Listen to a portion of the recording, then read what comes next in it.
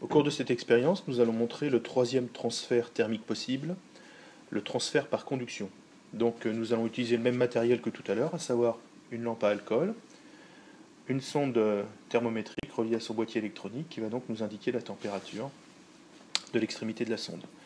Donc nous allons juste positionner la flamme à la verticale de la sonde.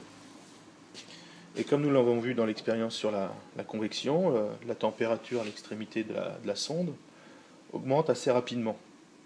L'objectif ici, c'est de montrer le transfert par conduction le long de la tige métallique.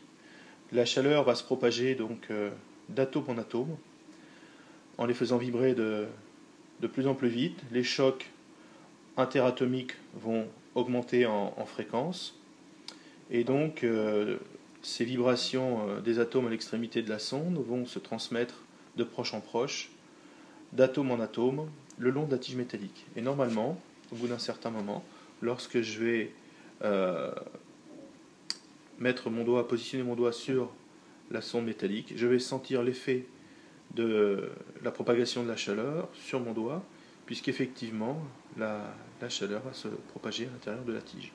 Donc cette propagation ne peut se faire que par conduction, puisqu'ici, l'effet de la chaleur que je ressens n'est pas dû à la convection, puisque je suis trop éloigné par rapport à la flamme du point de vue, on va dire, latéral, et je suis aussi trop éloigné du point de vue du rayonnement.